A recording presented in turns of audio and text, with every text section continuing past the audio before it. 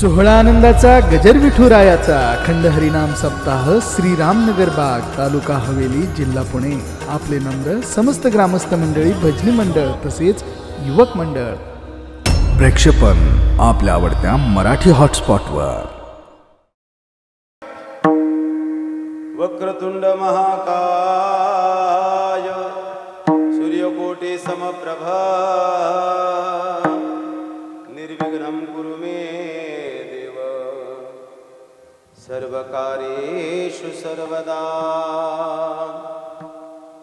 सर्वमंगलमांगल्ये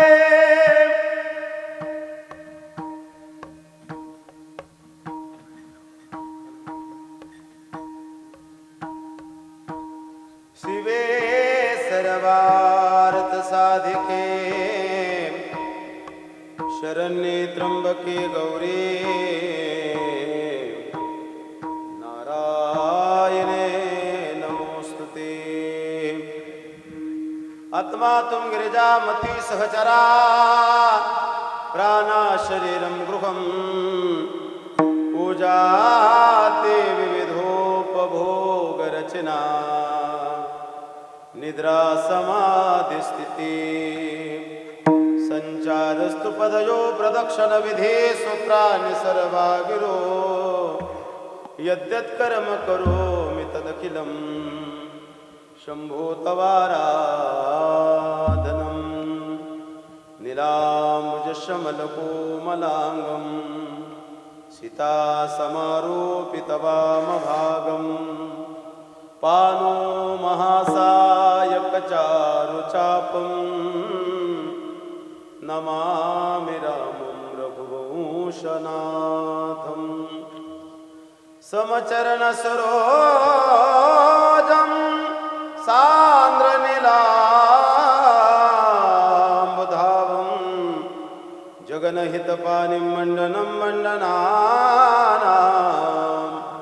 तरुण तुलसीमाला कंझलं कंझनेत्रं सदयदबलहासं. श्री विठ्ठलं चिन्तयामि. पांडुरंगा करू प्रथम पांडुरंगा गुरु प्रथम पांडुरंगा करू प्रथम पांडुरंगा गुरु प्रथम दुसरे चरण संताजिया. त्यांच्या कृपादाने कथेचा विस्तार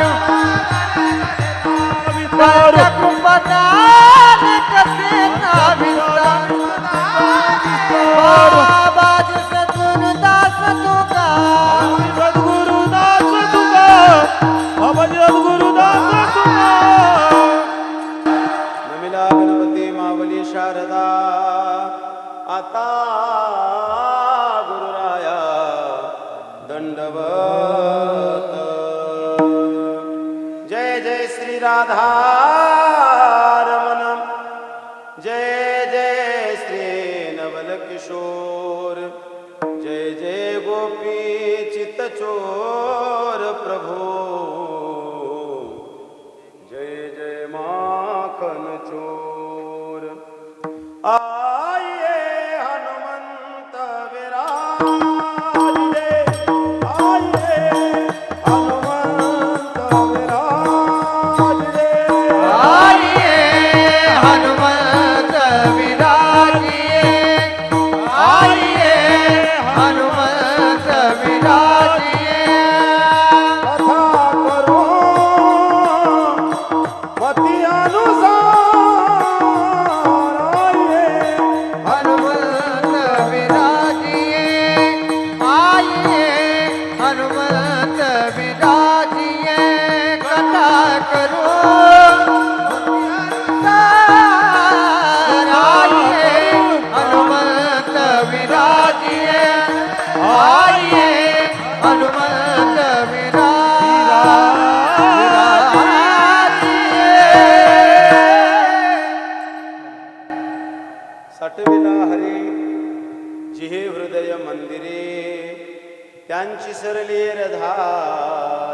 झाला सफल व्यापार. प्रस्तुत प्राप्त प्रसंगी, प्राप्त वेळी, प्राप्त स्थळी थोडा गेन कमी करा. सेवेसाठी निवडलेला घेतलेला अभंग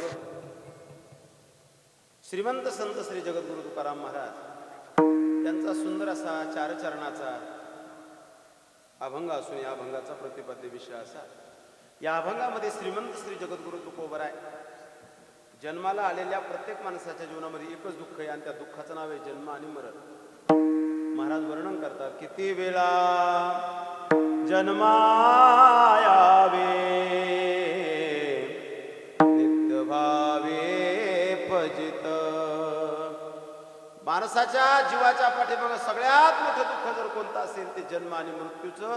आणि जन्म मृत्यूचं दुःख जर कमी करायचं असेल तर तुकोबराय म्हणतात तुम्हाला एक करावं लागेल, तो जो देव आहे ना तो आपल्या हृदयामध्ये साठवावा लागेल.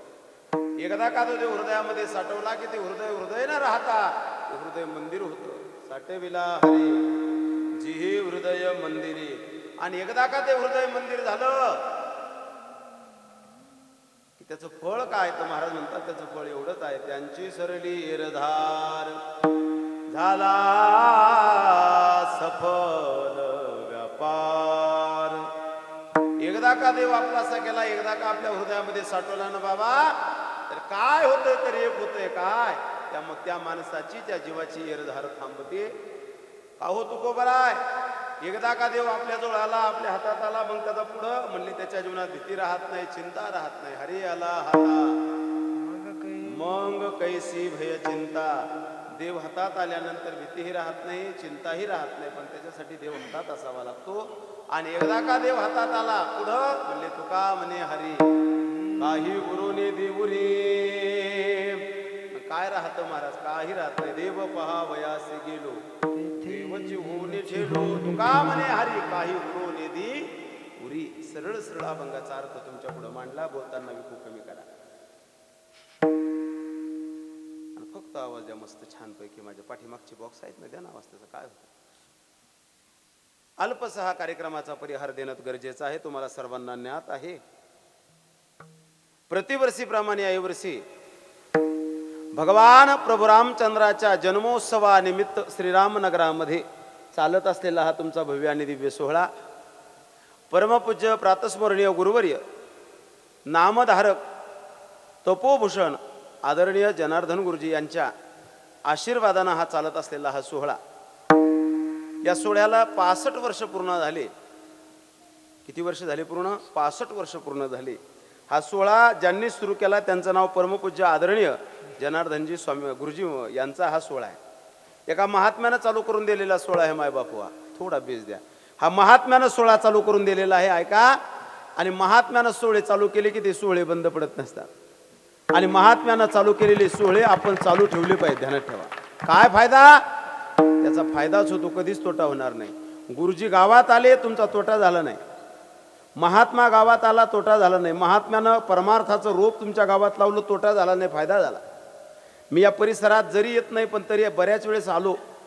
एकमेव श्रीरामनगर असं गाव आहे की याच गावात प्यायला पाणी, आजूबाजूच्या गावात प्यायला पाणी नाही.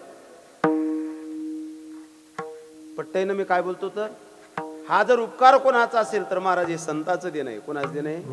हा. मग आपण परमार्थ बंद पडू देऊ नये. का पडू देऊ नये? तुमच्याकडे किती संपत्ती आहे, तुमचे घर किती मोठाले, तुम्ही किती श्रीमंत आहे, याच्यावर कधीच मोजमाप होणार नाही. मोजमाप हमेशा तुमच्या परमार्थिक गुणावर सत्कर्मावर होत असतं. मी प्रमाण दिलं पुढे चालेल. महाराज वर्णन करतात, हा कने विना सोपटे कनसे लागली घनदाटे काय करावी गोमटे ओ सनगर. महाराज म्हणतात कने विना सोपटे कनसे लागली घनदाटे काय करावी गोमटे ओस नगर. हा अहो काय झालं म्हणले? अहो म्हणले असे कणस लागलेत. कशाला? ज्वारीला. हा मोठा मोठा कणस आहे, झाडं हे छान आहे, हिरवा गार शेत आहे म्हणले, मस्त कणस एवढं मोठा लेत म्हणले. म्हणले मग म्हणले फक्त त्यात दाणे नाहीत. काही फायदा आहे का, काही कामी आहे का ते? काही कामी नाही. म्हणले आमचं गाव फार श्रीमंत आहे म्हणले महाराज, घरदारं अतिशय वैभवशाली आहे म्हणले, फक्त आमच्या गावात सप्ता नाही. मग जाळायचं का असं गाव? काही फायदा नाही महाराज. अरे तुमचं माझं खरं वैभव जर कोणतं असेल ना तर हे खरं वैभव आहे, ध्यानात ठेवा. तुमच्या गावातलं खरं वैभव जर कोणतं असेल ना तर हा माझ्या प्रभू रामचंद्राचा जन्मोत्सव सोहळा आहे. हे तुमचं खरं वैभव आहे. हे माझ्या भगवंताचा तुम्ही जन्मोत्सव सोहळा करताना हे तुमच्या जीवनातलं सगळ्यात मोठं वैभव आहे मा बाबू. ऐका, का करावे सोहळे? सोहळे फक्त याच्यासाठी करत असतात, कशासाठी? येणाऱ्या काळात पुढच्या पिढीला कळावं की आपण कोण आहोत म्हणून. जर सोहळे केले नाही आपण, जर हे जर बंद पडलं ना तर येणाऱ्या काळात आपली अफगाणिस्तान सारखी गत होईल. अफगाणिस्तानमध्ये 3.5 लाख सैन्य होतं आणि पराजित ज्या लोकांनी केले ते फक्त 70,000 होते. पण 70,000 लोकांना 3.5 लाख सैन्य पराजित केलं. का केलं त्याचं कारण एवढंच महाराज, त्यांनी त्यांच्या निष्ठा, त्यांचे ध्येय, त्यांच्या परंपरा चटगुंडाळून ठेवलं होतं. ज्या दिवशी तुम्ही तुमच्या परंपरा, ध्येय, निष्ठा हे बंद पडसाल ना त्या दिवशी आपले सुद्धा हाल होतील, ध्यानात ठेवा.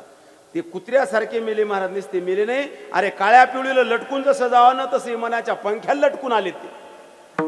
हे वास्तव तुम्ही पाहिलं माय बापू. म्हणून सोहळे करायचे. एखादा सुपीक डोकं लावणारा येईल, तो म्हणाल तुम्हाला हा निरर्थक खर्च लावला, इतका खर्च असतो का?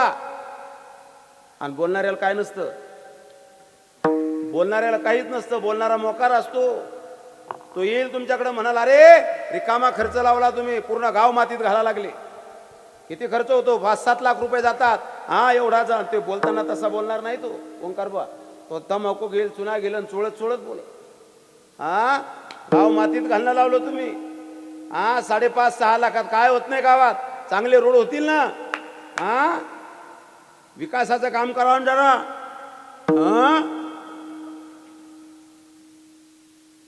बोलल तुम्हाला तो, आणि मी म्हणतो होईल ना विकासाचं काम. 4-5 लाखात, 4-5 लाख 2 लाख काय खर्च होता, त्या 2 लाखात निश्चित चांगले रोड होतील दादा. का नाही होणार? मीही त्याच्या मताचा आहे. रोड होतील ना, ऐका ना गड्या हो, रोड होतील ना चांगले. अरे पण रोड चांगले होतील, पण त्या रोडवर चालायला चांगली माणसं तर लागतील. इथं चांगली माणसं घडवण्याचं काम माझ्या ज्ञानोबराय तुकोबरायचे विचार करतात, ध्यानात ठेवा. हे जर बंद पडलं ना तर सगळं बंद पडेल, ध्यानात ठेवा. म्हणून तुम्ही सोहळा संपन्न करता, तुम्हाला धन्यवाद. ऐका ना, एक वेळेस महाराज रोडवर खड्डे पडले तर चालतील, फक्त माणसाच्या डोक्यात खड्डे पडू नयेत. आणि माणसाच्या डोक्यातले अविचाराचे, विकाराचे खड्डे माझ्या ज्ञानोबराय तुकोबरायचे विचार संपवत असतात, ध्यानात ठेवा. हे संत फक्त त्याच्यासाठी येतात, ध्यानात ठेवा. अरे पाकिस्तानातून महात्मा आला या गावात. कुठून आला? पाकिस्तानातून, कराचीहून पायी आला महात्मा. काय तुमचं भाग्य असेल काय माहित. भारताची आणि पाकिस्तानाची फाळणी झाली आणि पायी महात्मा गावात आला. आणि जसा आला गावात तर गावाच्या पुन्हा बाहेर नाही गेला. आदरणीय जनार्दन गुरुजीचं बोलतो मी तुम्हाला. ज्यावेळेस फाळणी झाली त्यावेळेस गुरुजी फाळणीच्या अगोदर कराचीला मास्तर होते पाकिस्तानमध्ये, ज्यांची समाधीचं दर्शन घेतलं आपण. फाळणी झाल्यानंतर गुरुजी पायी आले तर पुण्याला नाही गेले. ते आले तर इथं आले महाराज. आणि आल्यानंतर काय तुमच्यावर उपकार केला असेल? पहिलं तुमच्या गावाचं नाव बदललं, तुम्हाला रामनगर केलं तुम्हाला. हा पहिला उपकार आहे साधूचा. दुसरा, आल्यानंतर महाराज एवढं गोड मंदिर गुरुजीच्या हयातीत त्यांनी बांधलं. हे साधूचे उपकार ध्यानात ठेवा. म्हणून तुम्ही भाग्यवान आहात की तुमचा परमार्थ असा सहज निर्माण झालेला परमार्थ नाही, साधूच्या महात्म्याच्या सानिध्यात माझ्यापेक्षाही सुंदर दिसायला लागले ते. मलाच कस तरी झालं, म्हणलं गड्या आपलं फेल जातं का माझा. एवढे गोड जर चोपदार असतील तर आपल्यात मजाच नाही. माझा कलर नाही, मला कपडे व्यवस्थित नाही. पहा किती गोड चोपदार आहे महाराज. असं वाटतं की साक्षात माझ्या ज्ञानोबराय तुकोबरायच्या दरबारातले चोपदार येते. आणि वैभव कुठलचं आहे ते? हे वैभव रामनगरचं आहे. हे विशेष नाही तर परगावून आण लागतंय सगळं. आणि तुमचं दुसरं भाग्य महाराज, आदरणीय प्रसाद महाराज, हे गोड महाराज, मृदंगातलं गोड वैभव, तुमच्या प्रांतातलं एक अतिशय गोड रत्न महाराज, त्यांचाही जन्म याच गावचा. अतिशय गोड मृदंग वाजवतात महाराज ते. आणि खरं सांगू का, हे सगळं गावात आहे म्हणून आनंद आहे. आणि महाराष्ट्रभर ज्यांचा आवाज ऐकण्यासाठी लोक जमा होतात महाराज, फक्त आवाज ऐकण्यासाठी की आता महाराज येणार आहेत, आपल्याला काहीतरी ऐकायचं. असा आदरणीय महाराष्ट्राचा गोड आवाज आदरणीय ओंकार महाराज. ज्यांच्या गोड चाली ऐकण्यासाठी महाराज सगळे जमा होतात, अगदी कान तृप्त ज्यांच्या चालीनं होतात महाराज, ते आदरणीय आमचे हजारे महाराज असतील. व ज्यांच्यामुळं मला तुमचं सर्वच मायबापांचं दर्शन घडलं ते आदरणीय माझे परममित्र जगन महाराज असतील. सर्व गोड मंडळी बाकी ज्यांचे मला नाव माहीत नाही मला माफ करा. आणि ज्यांचा वेळोवेळी मला कीर्तन घेतल्यापासून सारखे 2-4 दिवसानंतर फोन येतो की बाबा कीर्तन आहे बरं, बाबा या बरं, काही अडचण असली सांगा बरं, सारखे फोन असतात. ते आदरणीय धनंजय भाऊ, राजू भाऊ, धनंजय भाऊ, राजू भाऊ असतील, धनंजय भाऊचे सारखे फोन आहेत. कुठपर्यंत आले, काही अडचण आहे का, काय काय अडचण आलं तर मला फोन करा. कारण कीर्तनकार वेळेत नाही आला तर गावकऱ्या यायला आणि कमिटीला फार संकट असतं. तीच भीती काय काय मोठं येईल म्हणून ते सारखे फोन करत असतात. किंवा प्रेम आहे आणि त्या प्रेमामुळं ते सारखे फोन करतात आणि त्यांच्यामुळे या ठिकाणी येण्याचा योग आला. मला आनंद वाटला या सोहळ्यात आल्यानंतर. हे महापर्व आहे. हे काय आहे? महापर्व आहे. तुम्हाला माहीत नसेल तुम्ही काय करताय तर अरे महापर्वाचा सोहळा करता तुम्ही. आणि महापर्वावर केलं जाणारं पुण्य त्याचं फळ दुप्पट भेटत असतं. महापर्वावर कुठलंही कर्म करा त्याचं फळ दुप्पट. एक कीर्तन आहे का पुण्य 2 कीर्तनाचं. एकदा हरिपाठ आहे का 2 हरिपाठाचं पुण्य. काही करा महाराज. एकदा महाप्रसाद घ्या फळ 2 महाप्रसादाचं. या कीर्तनातून चांगली चप्पल घरी घेऊन जा कोणाची तरी, फळ दुप्पटच आहे. पण कोणतं? पाप. हे महापर्व आहे. महापर्वावर केला जाणारं कर्म आणि त्या कर्माचं फळ दुप्पट भेटत असतं. म्हणून तुम्हाला आनंद वाटला, मला अतिशय गोड वाटलं. ऐका, हा सोहळा केला पाहिजे, ध्यानात ठेवा. आपण संपन्न का करायचे सोहळे तर सध्याची काळाची परिस्थिती जर विचार करायला गेलं तर समाज हा अधोगतीकडे चाललेला आहे. आणि अधोगतीकडे चाललेल्या समाजाला गती देण्याचं काम साधू संत करत असतात. साधू संत करत असतात. ऐका, जर हे बंद पडलं तर हे सगळं बंद पडायला टाइम लागणार नाही. गरज आहे महाराज. काय गरज आहे?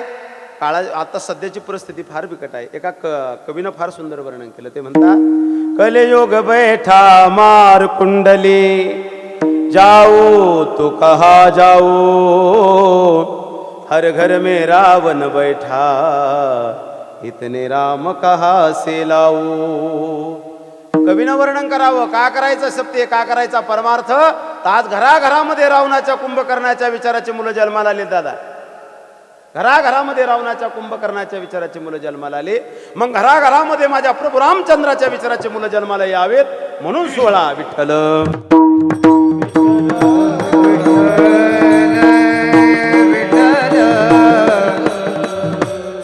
आज घराघरात पहा तुम्ही महाराज, वाईट विचाराचे मुलं जन्माला आलेले. आईला आई म्हणना, बापाला बाप म्हणना, त्यांना धर्म कळना, त्यांना संत कळना, त्यांना पंथ कळना.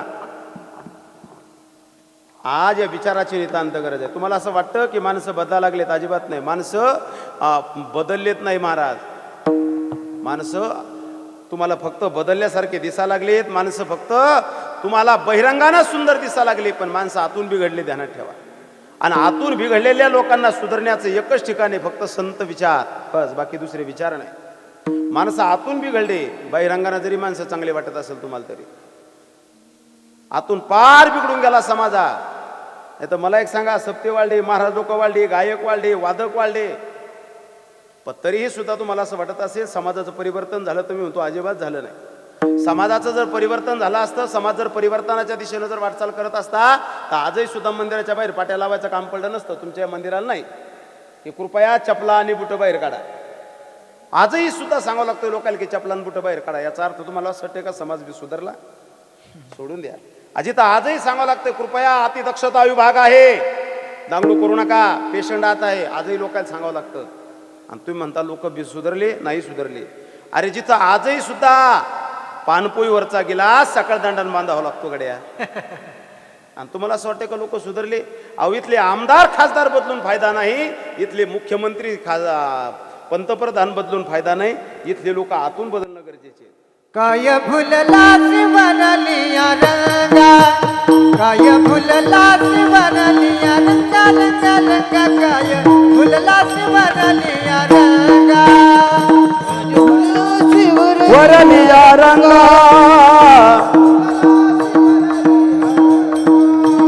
काय फुलला शिवरलिया रंगा, हे मुसडोंगा परी रस मोये गोगा,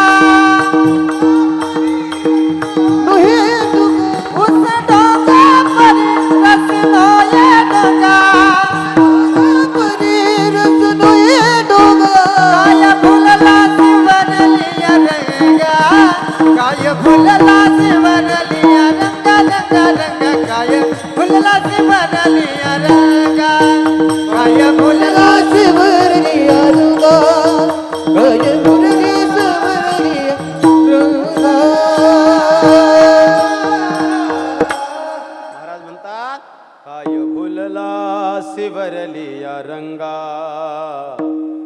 वरच्या रंगावर भरून चालणार नाही. माणसं आतून कशी आहेत तर माणसं आतून खराब झालीत गड्या. परमार्थाची लांबी रुंदी जरी वाढली आहे असं वाटत असेल ना तुम्हाला, पण परमार्थाची खोली पार रस्सा तळायला चालली याचाही विचार करणं गरजेचं आहे. ऐका ना, तुम्हाला असं वाटत असेल घराच्या फक्त उंच्या वाढल्यात, पण माणुसकी नावाची उंची फार रस्सा तळायला गेलीत ना. गावातले रस्ते मोठाले केले तुम्ही, पण अंतःकरणात प्रेमाचा जो रस्ता आहे ना तो फार बोळून आला तुमचा. त्याच्यासाठी परिवर्तनाची गरज आहे, त्याच्यासाठी संत विचाराची गरज आहे. ऐका ना, माणूस घरी बसला ना की चंद्रावर चमचा सापडला याची बातमी माणसाला माहित होती. म्हणले का ऐकलं का? म्हणले काय? अहो चंद्रावर चमचा सापडला. तुम्हाला चंद्रावरचा चमचा ध्यानात आहे तुमच्या, पण घरात शेजारचे माणूस कधी दवाखान्यात न्याला आणि पुण्याला भरती केला हे माहीत नसतं तुम्हाला. तुम्हाला असं वाटतं का तुम्ही बदला लागलेत म्हणून? नाही बदला लागले. का बदला लागले नाही? माणसं फक्त बहिरंगानं बदलल्यासारखे दिसतात, अंतरंगात आजही माणसाच्या जसंच तसंच आहे. महाराज मी प्रमाण देईल तुम्हाला. महाराज म्हणतात नाही निर्मळ मान काय करेल साबन. अरे अंतःकरण निर्मळ नाही आणि वरून कितीही साबण लावले कितीही चांगले कपडे घातले काय फायदा? हा. आणि परमार्थ हा बहिरंगाचा नाही, परमार्थ हा अंतरंगाचा आहे. विठ्ठल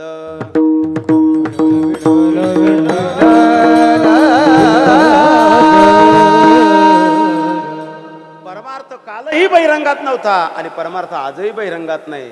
तो तुम्हाला बहिरंगात दिसा लागला. परमार्थ हा विषय कालही अंतरंगाचा होता आणि आजही अंतरंगाचा आहे. मग अंतरंगाचा परमार्थ का कमी पडायला लागला? त्याचं कारण असं आहे, अंतःकरणामध्ये विकार आहेत. ऐका, ध्यान द्या, मला अभंग मांडायला लागलो मी. अंतःकरणामध्ये विकार आहे ना, अंतःकरणात जोपर्यंत विकार आहे ना तोपर्यंत परमार्थाचा आनंद तुम्हाला आणि मला भेटणार नाही. काय विकार आहे अंतःकरणामध्ये?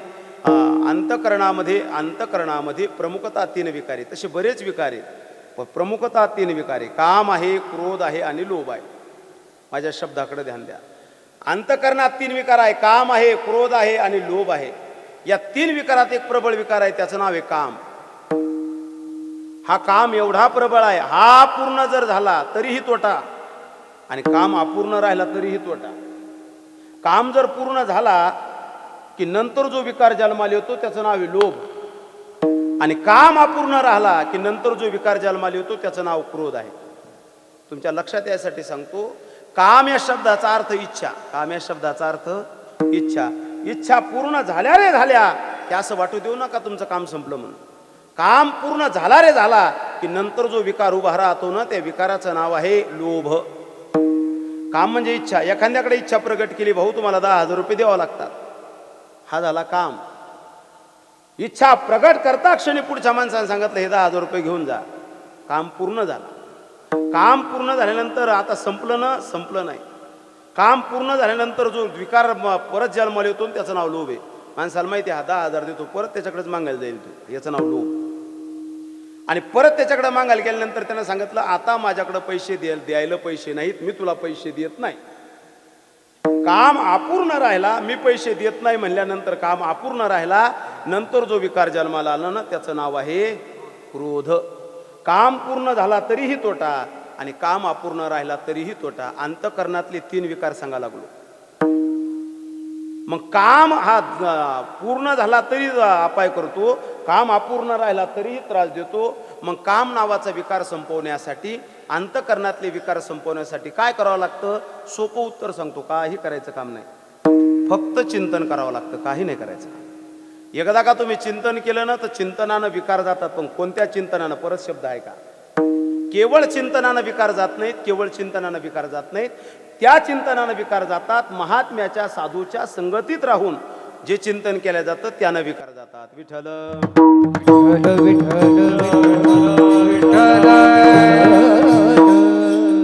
तुम्ही म्हणसाल आम्ही स्वतंत्र जर चिंतन केलं, स्वतंत्र काही केलं तर जमल का? नाही जमणार. का जमणार नाही? महाराजांचं प्रमाण आहे, बहु केले पाठांतर वर मराहिले दूर. पाठांतर करून जमणार नाही तुम्हाला. तुम्हाला साधूची कृपा लागेल, ध्यानात ठेवा. साधूची कृपा काय करत असते? कृपा म्हणजे अनुभव असतो, ध्यानात ठेवा. संतांचे अनुभव तुम्हाला जीवन जगवत असतात. अभ्यास वेगळा आणि अनुभव वेगळा, ध्यानात ठेवा. संतांचा हा अनुभव आहे महाराजे. म्हणून अनुभव श्रेष्ठ आहे का अभ्यास श्रेष्ठ आहे? तर अभ्यासापेक्षा अनुभव श्रेष्ठ आहे. अभ्यास हा श्रेष्ठ असू शकत नाही अनुभवापेक्षा. अनुभव हा सर्वश्रेष्ठ आहे. उदाहरण देईल मी तुम्हाला, ऐका. अनुभव हा सर्वश्रेष्ठ आहे, अभ्यास सर्वश्रेष्ठ नाही. काय झालं, शाळा चालू झाली आणि शाळा चालू झाल्यानंतर मास्तरनं सगळे मुलं एका ठिकाणी आले आणि आल्यानंतर त्या मुलांना प्रश्न केला, ए बाळांनो. पोरं म्हणले, काय गुरुजी? म्हणले, एक प्रश्न विचारतो. म्हणले, विचारा गुरुजी. म्हणले, डोंगरावर, माझ्या प्रश्नाचं उत्तर द्या, डोंगरावर 100 मेंढ्या चरतात. किती? 100. 100 मेंढ्यापैकी 5 मेंढ्या खाली आल्या, खाली किती उरल्या? तुमच्याकडे काय उत्तर आहे? सगळ्या पोरांनी हात वर केला, सांगितलं, गुरुजी 5 मेंढ्या खाली आल्या, खाली 95 मेंढ्या राहिल्या. मला अनुभव आणि अभ्यासातला फरक सांगायचा आहे तुम्हाला. संतांच्या चिंतनातच का विकार जातात हे सांगायचं तुम्हाला, कारण तिचा अनुभव आहे. केवळ अभ्यासानं विकार जाणार नाहीत. तुम्हाला संत विचारानं ते चिंतन करावं लागेल, तेव्हा विकार जातील. विचारलं, का रे बाळांनो किती राहिले? सगळ्या पोरांनी हात वर केला. म्हणले, गुरुजी 95 मेंढ्या राहिल्या. म्हणले, वर 95. गुरुजीला आनंद झाला, पण एक पोरग उठून उभं राहिलं. म्हणले, गुरुजी मला उत्तर द्यायचं. अरे म्हणले, दिलं ना उत्तर, आता काय राहिलं? नाही म्हणले, उत्तर अजून बाकी. अरे म्हणले, 5 खाली आल्यानंतर खाली 95 राहिले, आता काय उत्तर बाकी? म्हणले, माझं उत्तर वेगळं आहे गुरुजी, ते उत्तर घ्या तेवढं. गुरुजी म्हणले, बोल काय उत्तर आहे तुझं? ते पोरग उभं राहिलं. म्हणले, गुरुजी किती मेंढ्या खाली आल्या? म्हणले, 95. 5 मेंढ्या खाली आल्या. म्हणले, खाली किती राहिल्या? गुरुजीला विचारलं त्यानं. तो म्हणला, गुरुजी गणिताच्या दृष्टीनं 5 मेंढ्या खाली आल्यानंतर वर 95 राहतात, पण माझा अनुभव सांगतो, कारण मी काही सामान्याचं पोरग नाही, मी धनगराचा मुलगा आहे. म्हणले, काय अनुभव आहे? माझा अनुभव असा सांगतो की एकही मेंढी राहिली नाही. तुम्हाला नाही कळलं अजून? माझी भाषा कळलं ना का तुम्हाला थोडी? गुरुजीने विचारलं, 5 मेंढ्या खाली आल्या, खाली किती उरल्या? त्यानं सांगितलं, एकही नाही. म्हणले, कस काय नाही? म्हणले, मी धनगराचा मुलगा आहे. तुम्ही जरी शहरात राहता तरी तुम्हाला माहिती आहे, मेंढी एक जर खाली आली तर बाकीच्या मेंढ्या तिथं राहत नाही, कारण त्याला मेंढी वळण म्हणतात. काय म्हणतात त्याला? 5 मेंढ्या आल्यानंतर 95 कश करायतील? म्हणले, गुरुजी याचा अर्थ हा त्याचा अनुभव आहे. कोणाचा? हा अनुभव आहे. तुम्हाला अजून उदाहरण लक्षात आलं नाही म्हणून परत उदाहरण देतोय. ऐका, आता माझ्याकडे शब्दाकडे लक्ष द्या. एक व्याजानं पैसे देणारा व्यापारी होता. त्यानं 50,000 रुपये एका माणसाला 3 रुपये शेकड्यानं दिले. तुमचं गणित पक्का असेल तर उत्तर देत चाला. 3 रुपये शेकड्यानं पैसे दिले. 2 महिने झाले आणि 2 महिन्यानंतर तो व्यापारी 50,000 रुपये 3 रुपये शेकड्यानं देणारा त्या माणसाच्या दारात गेला. दारात गेल्यानंतर त्या बाई विचारलं, कुठे आहेत भाऊ? पैसे नेण्यासाठी आलो. बाई म्हणली, काही हरकत नाही, उभे राहा. म्हणले, ते दुकानात गेले, या लागले. मग त्या व्यापाऱ्याला असं वाटलं, आता उभं राहून काय करता? तिथं 4-5 पोरं होते. विचारलं, म्हणले, पोरं या, मला सांगा. म्हणले, 50,000 रुपये 3 रुपये शेकड्यानं दिले तुमच्या गावातल्या माणसाला, तुम्हाला किती पैसे देईल 2 महिन्याचे? सांगा, बोला ना. तुम्ही श्रीमंत आहे, तुम्ही व्याजाने पैसे घेत नाही, मला माहिती. मी सांगतो, चला ऐका, किती पैसे होतील? एका 4-5 मुलांना हातवर केला. म्हणले, गुरुजी 50,000 2 महिन्याचं 3 रुपये शेकड्यानं 53,000 रुपये होतील. किती? हे 50 आणि ते 3 किती झाले? 53,000 रुपये होतील. 53,000 म्हणल्यानंतर एक पोरग तिथे बसले होते. म्हणजे, गुरुजी 1 मिनिट. म्हणले, मलाही उत्तर द्यायचं. म्हणले, सांग, 50,000 3 रुपये शेकड्यानं 2 महिन्याचे व्याज किती होतं? हा, आणि मला, मी ज्याच्याकडे पैसे नाही आले तो मला पैसे किती देईल? त्या पोरानं पहिला प्रश्न केला. म्हणले, गुरुजी ते किती देईल, किती होईल नंतर, पहिलं सांगा. म्हणले, पैसे घ्यायचे कोणाकडून? ते बाकीचे पोरं म्हणले, येडे, अरे 53 देणार आहे तो माणूस. किती? 53. ते व्यापारी म्हणला, 53 देईल तो माणूस. ते म्हणले, गुरुजी ओ शेठजी, पहिले हे सांगा. म्हणले, पैसे घ्यायचे कोणाकडून? म्हणले, हे घर दिसतं ना, या घरातल्या माणसं. म्हणले, या घरातल्या माणसं कोण? म्हणे, हो. म्हणले, मग 1 रुपया भेटत नाही. म्हणले, कसं काय? म्हणले, तो माझा बाप आहे. म्हणले, हा माझा अनुभव आहे. कोणाचा? अरे म्हणले, आतापर्यंत एकाचेही त्यानं वापस दिले नाही, तुझे कशाला देईल वापस? हा अनुभव आहे. अनुभव वेगळा आणि अभ्यास वेगळा. संत संगतीत राहून केल्या जाणारं चिंतन, त्या चिंतनानं विकार जातात, आणि विकार जोपर्यंत जात नाही तोपर्यंत अंतःकरणातला देव प्रगट होत नाही. माझं वाक्य ऐका. मग हे विकार जाण्यासाठी अनुभवाची गरज आहे आणि अनुभव साधूकडे. मग साधूच्या संगतीमध्ये विकार जातात का? गोड दृष्टांत देतो, भजन करा विठ्ठल. विठाला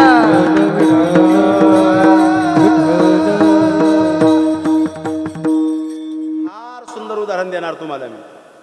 मीराबाईचं उदाहरण आहे. मीराबाई रात्रंदिवस देवाचं भजन करायचे. मीराबाई हा कृष्णाच्या भक्त होत्या. मीराबाईचं जीवन भगवान गोपाल कृष्णाला समर्पित जीवन होतं महाराज. देवाला समर्पित जीवन होतं आईसाहेबाचं. रात्रंदिवस भजन करायचं. आणि मीराबाईच्या घरी एक धुणं भांडं करणारी बाई होती. ती फरची पुसायची, धुणं भांडे करायची.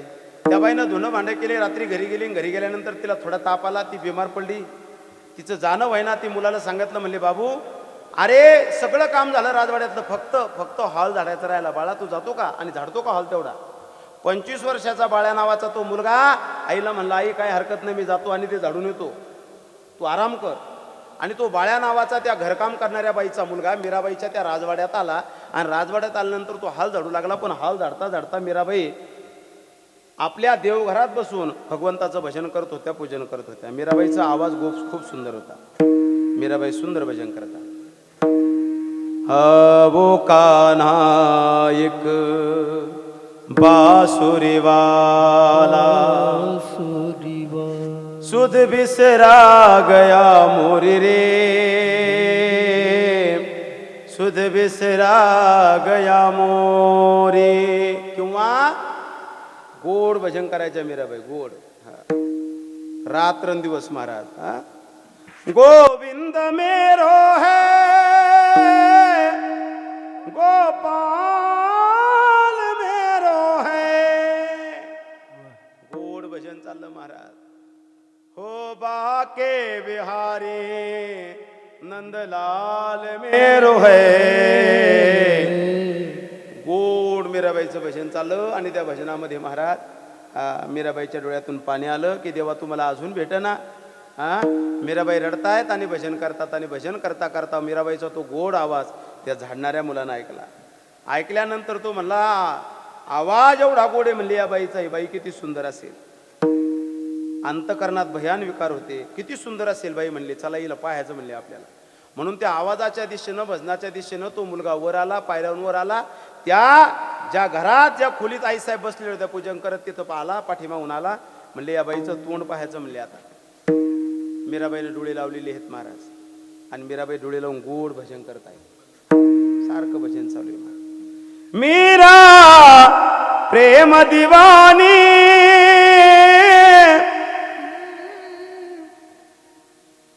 म्हणता का? चला ऐका. रात्रंदिवस महाराज मीराबाईच्या डोळ्यात अश्रू येत महाराज. जे खरं भजन करतात ना त्यांच्या डोळ्यात पाणी येत असतं, ध्यानात ठेवा. त्यांना रड म्हणायचं काम पडत नाही. कीर्तनात रडणं वेगळं आणि देवाच्या एकांतात देवाजवळ बसून रडणं वेगळं. कीर्तनात रडायसाठी कधी कधी झेंडूबामचाही वापर करावा लागतो. हळूच कोण खिशात हात घाला का. बरेच कीर्तनकार, बरेच वक्त्याची एक सवय असते, काही वक्त्याची असं हात खिशात घालतील. काय सांगावं महाराज, सुरू होतील. हे बहिरंग झाला महाराज. पण देवाजवळ बसल्यानंतर अंतकरणातून आपण मग त्या सहज डोळ्यातून असू येणं महाराज, हे प्रेम आहे. मीराबाईच्या अंतकरणात प्रेम होतं महाराज. मीराबाई रडा लागल्या आणि रडत असताना महाराज डोळे लावलेले, देवाला अंतकरणात साठवलेलं आहे. आणि तो मुलगा समोरून आला आणि त्यानं त्या मीराबाईचं स्वरूप पाहिलं. माझं वाक्य ऐका, मला माझा मुद्दा सांगायचा. मी अभंगाच्या पहिल्याकडे वेगळं वाटचाल करत आहे. मीराबाईच्या डोळ्यातून ते पाणी आणि मीराबाईचं ते सौंदर्य त्यानं पाहिलं. आणि सौंदर्य पाहिलं आणि तो मुलगा मोहित झाला. त्या मीराबाईला पाहिलं आणि तो घरी आला. आणि घरी आल्यानंतर त्याला आईला सांगू लागला, म्हणले आई अगं मला लग्न करा. हो ना बाळा, आता लग्न करायचंच तुझं म्हणले. उन्हाळा लागला, आता कोरोनाच्या काळात लग्न व्यवस्थित झाले नाहीत, आता करून टाकू. म्हणले बाळा काही काळजी करू नको, मी मामाला फोन करते आणि तुला चांगली मुलगी पाहायचं सांगते. त्या मुलानं सांगितलं, आई मला मुलगी पाहायचं काम नाही.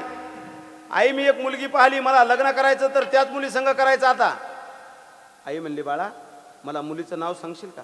म्हणले अगं आई मला तू सकाळी ज्या राजवाड्यात धरलं होतं ना, त्या राजवाड्यात वरच्या मजल्यामध्ये, वरच्या खोलीमध्ये देवघरात एक स्त्री बसलेली आहे. ती देवाचं भजन करते, अतिशय सुंदर स्त्री आहे. आई माझं काही झालं तरी चालेल, पण आता लग्न करीन तर त्याच मुली संग करीन. आईनं डोक्याला हात मारला. म्हणली येड्या, अरे तुला माहिती आहे का कोण आहे तिथं? अरे ती मीराबाई. अरे ज्या स्त्रीकडे पाहिल्यानंतर अंतकरणातल्या विकार जळावेत आणि तुला त्या स्त्रीला पाहिल्यानंतर तुझ्या अंतकरणात विकार ज्या अर्थी जन्माला आले ना बाळा, त्या अर्थी मी नक्की काहीतरी पापी आहे. कारण मुलं वाईट जन्माला येणं हा दोष फक्त मायबापाचा, बाकी कोणाचाच नाही. हा, फक्त तुमच्या संग्रहासाठी एक श्लोक सांगतो आणि पुढे चालतो. लेकरं जर खराब जन्माला येत असतील, वाईट जन्माला येत असतील, तर फक्त दोष कोणाचा, तर फक्त मायबापाचा. आणि चांगले जन्माला येत असतील तर तोही पुण्य कोणाचं, मायबापाचं. अर्धा अर्धा श्लोक म्हणतून पुढे चालतो. सुभाषितकार वर्णन करतात, काय म्हणतात? उन्मदो मातृदोषेन पितृदोषेन मूर्खता. वाक्य ऐका.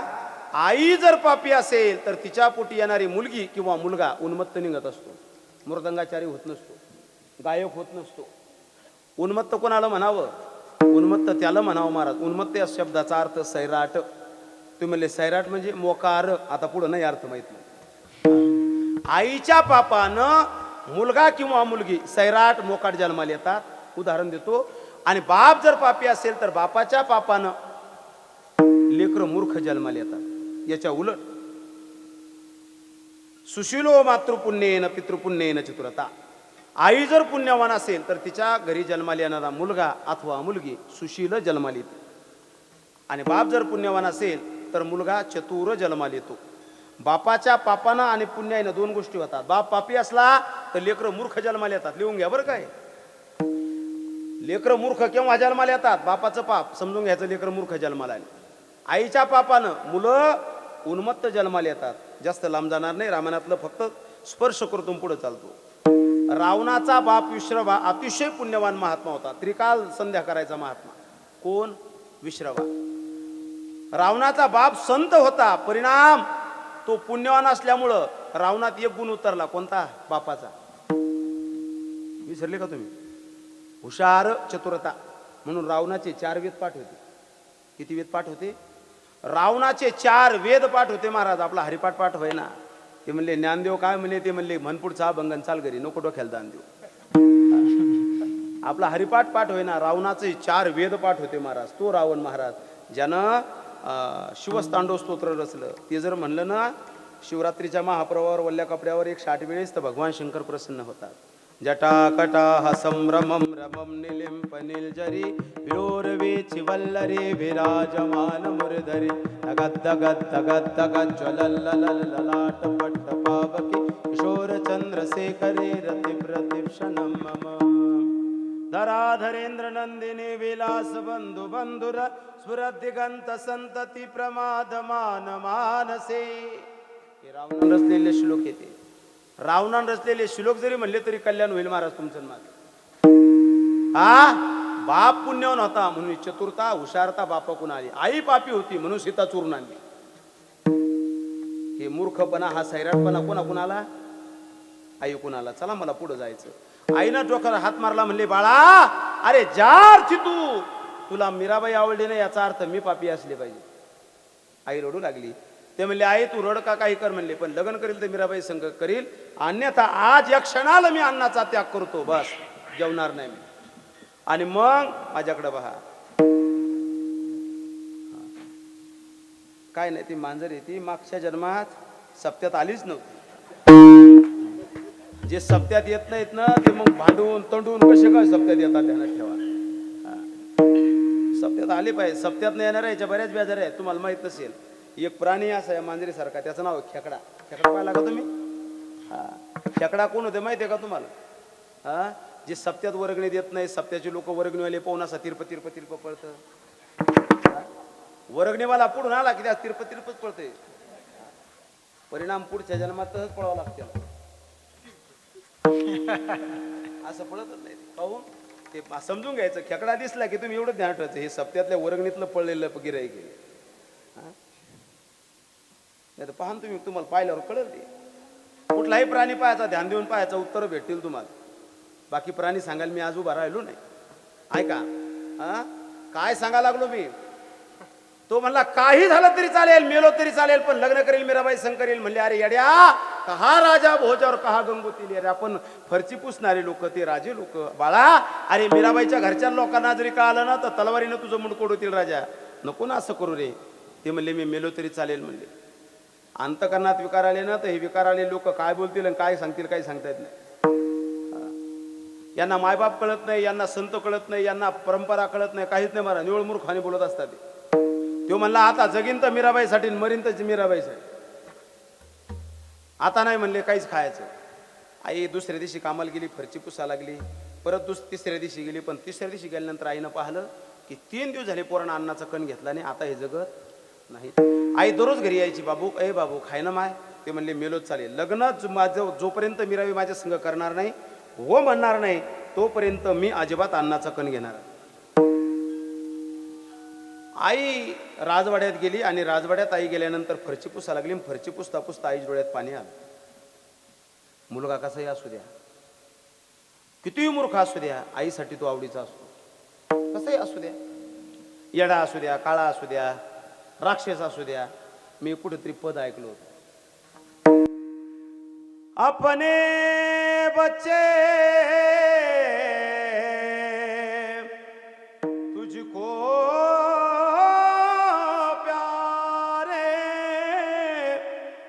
रावण हो या राम, ओ मां तुझे सलाम. फार सुंदर पद आहे, कोणाचं आहे मला माहित नाही. अपने बच्चे तुझको प्यारे रावण हो या राम. राम असला तरी आईला आवडीचा आणि रावण असला तरी आईला आवडीचा. आईच्या डोळ्यात पाणी आलं की माझं लेकरू मरताय आता, पण करू काय, काहीच करू शकत नाही. माझ्या लेकरासाठी रडा लागल्या, डोळ्यात पाणी आलं. मीराबाईनं वरून पाहिलं, मावशी कोण रडतात. मीराबाई खाली आल्या, खांद्यावर हात ठेवला. मावशी का रडता तुम्ही? आई म्हणले काय नाही मीराबाई, सहज डोळ्यात कचरं गेलं. नाही नाही म्हणले काहीतरी झालं, तुम्ही रडता, मला सांगा म्हणले. म्हणले काय नाही मीराबाई. म्हणले मावशी तुम्हाला शपथ आहे माझी, खरं सांगा. काय सांगाल ती बाई? काय सांगाल की माझ्या मुलाला तुम्ही आवडल्यात आणि ते 3 दिवस झाले अन्नाचं कण घेतला नाही, ते सांगाव का? लायकी तरी एका मीराबाई समोर बोलायची. बाई काहीच बोलना, पण मीराबाईच्या अंतकरणात प्रेम होतं. मीराबाईनं हात धरले, म्हणले मावशी तुम्हाला शपथ आहे माझी, मला सांगा ना काय झालं. मी तुम्हाला वचन देते, तुमचं जे असेल ते, जे बोलणं असेल ना, काही संकट असेल मी पूर्ण करेन, तुमचं संकट मी निवारण करेन. मग मी त्या बाई, ती धुणं भांडं करणारी बाई सांगू लागली, म्हणले मीराबाई एक दिवस मी कामाला आले नाही, माझा मुलगा आला आणि त्यानं तुम्हाला पाहिलं आणि तुम्हाला पाहिलं त्या दिवसपासून 3 दिवस झाले तो एकच म्हणतो की लग्न करील तर मीराबाई संग करील, अन्यथा अन्नाचा त्याग करतो. त्याच्या अंतकरणामध्ये काम नावाचा विकार जन्माला आला.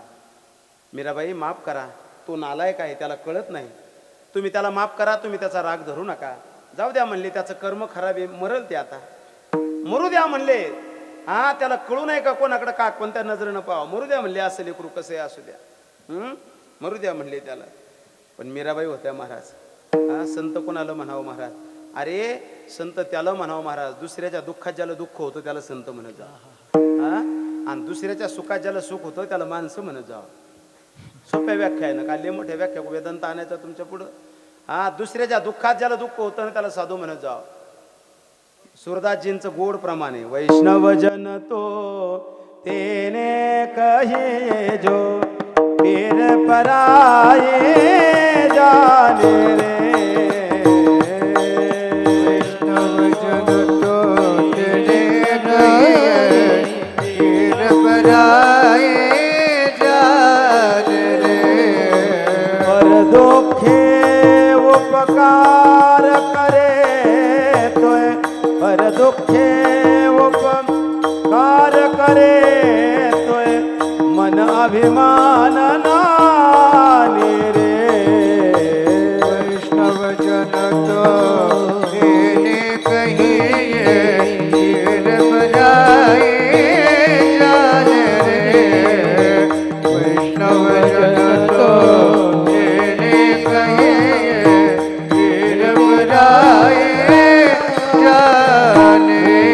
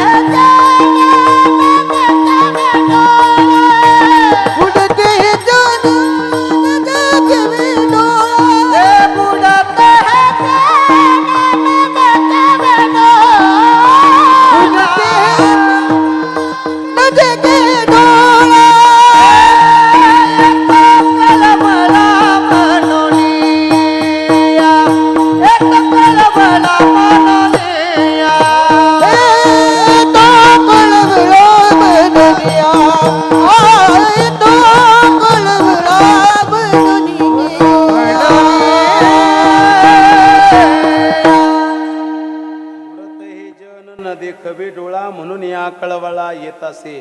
ज्या मीराबाई बोला लागल्या, म्हणले मावशी तुमच्या मुलाला माझ्या संग लग्न करायचं का? म्हणले हो. म्हणले मग जा त्याला सांगा मी लग्नाला तयार आहे.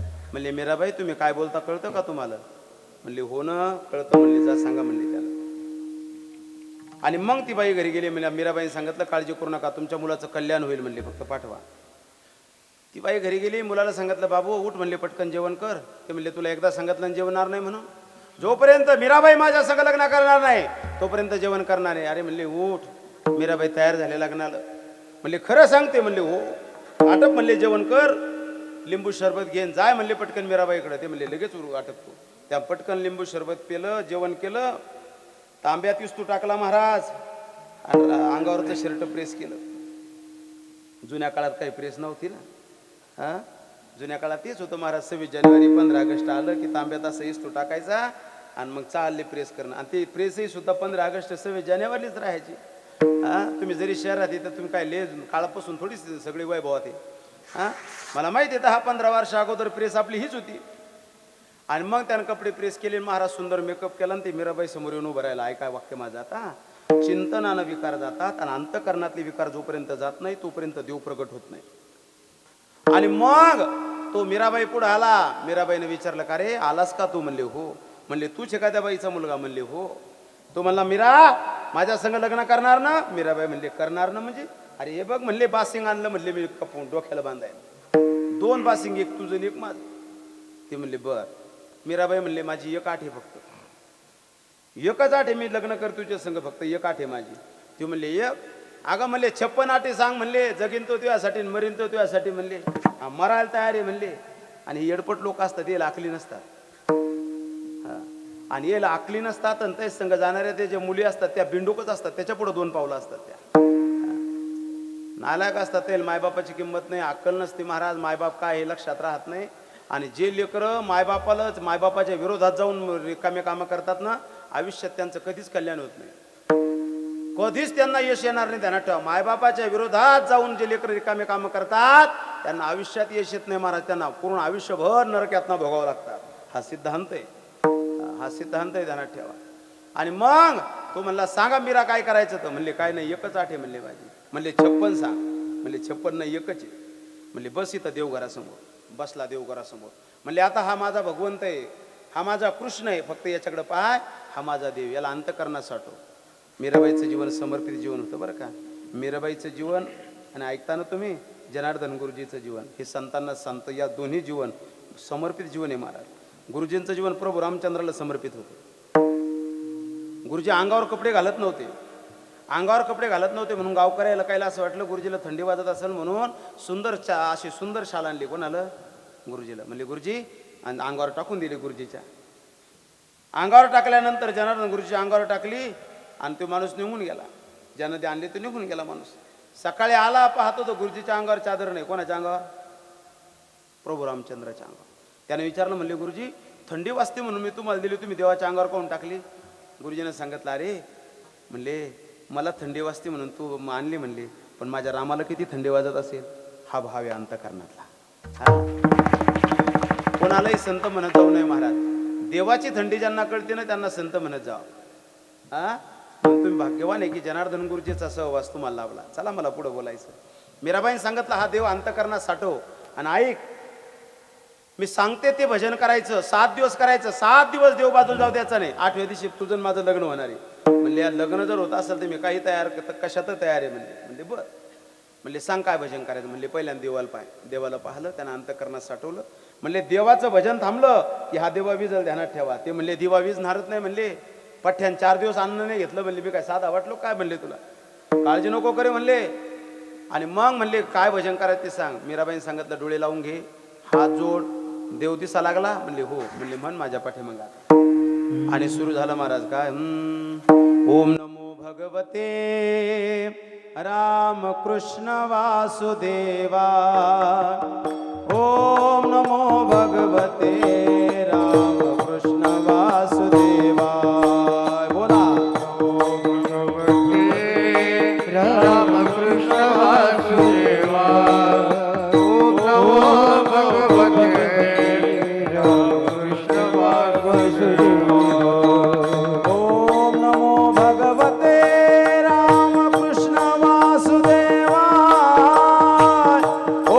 भगवते रामकृष्ण वासुदेवा ओम नमो भगवते रामकृष्ण वासुदेवा ओम नमो भगवते रामकृष्ण वासुदेवा नमो भगवते रामकृष्ण वासुदेवा ओम नमो भगवते रामकृष्ण भगवते रामकृष्ण वासुदेवा ओम नमो भगवते रामकृष्ण वासुदेवा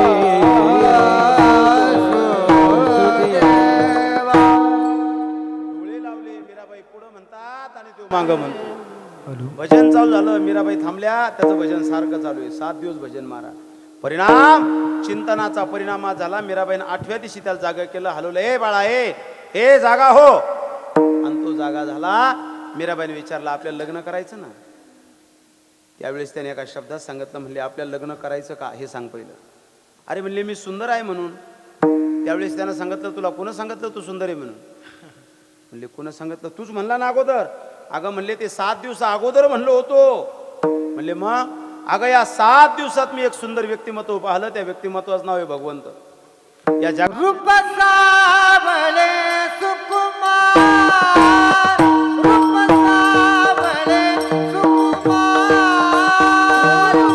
सावळे सुकुमार रूप सावळे सुकुमार काली कुंडल मकराचा काली कुंडल मकराचा मकराचा सुकुमार रूप सावळे सुकुमार रूप सावळे सुकुमार रूप सावळे सुकुमार.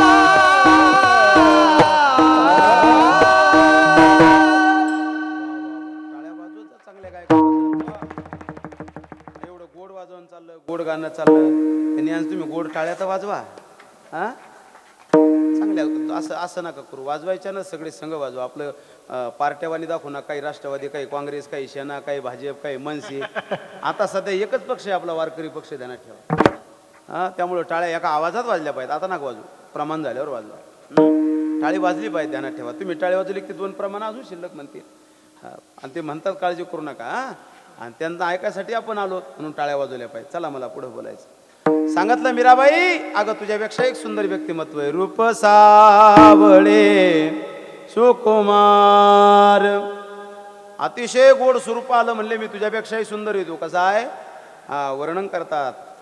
वंशी भूषित करा नवनीर धाबा पितांबरा करुणबिंब फलादरुष्टा पूर्णिंद सुंदर मुखा दरविंद्र नेत्रात कृष्णा परम किमपि तत्वमहं न जाने. मला तो सुंदर देव दिसला. परिणाम मला मुद्दा सांगायचा. चिंतनानं अंतःकरणातले समूळ विकार गेले महाराज. आणि आता देव आवडा लागला. हे विकार जोपर्यंत जात नाही ना तोपर्यंत अंतःकरणातला देव दिसत नाही. अंतःकरणात विकार आहे महाराज. आणि जोपर्यंत अंतःकरणात विकार आहे, काम आहे, क्रोध आहे, लोभ आहे, मद आहे, मत्सर आहे. महाराज म्हणतात तुका म्हणे देव भरिला विठ्ठले काम क्रोध केले घररिते. हे विकार जोपर्यंत बाजूला जाणार नाही ना तोपर्यंत असलेला देव प्रगट होणार नाही. परिणाम एक झाला. मीराबाई म्हणतात त्या माणसाच्या जीवनात कोण आलं तर मीराबाई रूपी संत आले आणि त्याच्या अंतःकरणातले विकार गेले महाराज. आणि त्याचं अंतःकरण न राहता त्याचं अंतःकरण मंदिर झालं. अभंगाचं पहिलं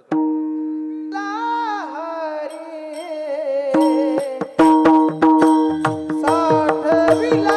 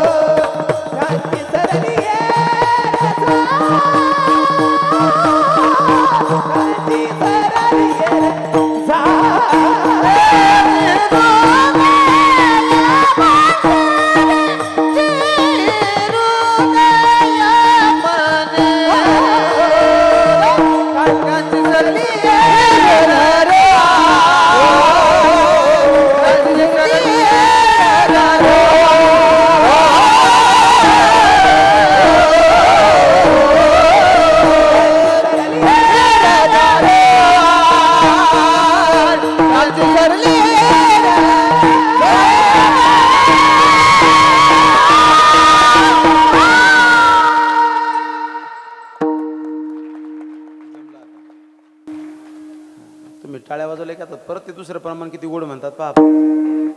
मला माहिती आहे टाळ्या आणि किती गोड वाजवून चाललं, गोड गाणं चाललं हा. आणि मला माहिती आहे इथले जेवढे मंडळी त्यांना गायन आवडतं. हा तुम्ही संगीतातली तज्ज्ञ माणसं आहात मला माहीत आहे. हा टाळ्या कोणीही वाजवत नसतं ध्यानात ठेवा. ज्या अर्थी एवढ्या गोड टाळ्या वाजवल्या पहिल्या तुम्ही जरी प्रमाण म्हणलं पण तुम्हाला आवाज नसल्यामुळे ते म्हणले मजा नाही आली. आवाज तुम्हाला होता ते ना कमी द्याला आणि ते बी देतात आवाज. आता छान आवाज दिला त्यांनी आहे का नाही.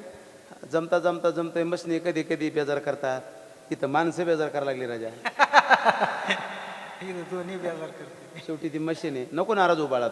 छान आहे सगळं. हा होतं कधी कधी इथं माणसं ऐकत नाहीत ना रे. बायको ऐकत नाही काय सांगा. शेवटी तिथं मशीन आहे राजा. तिचा ना आपला काय संबंध आहे. जी आपल्या नावावर जगते ती ऐकत नाही.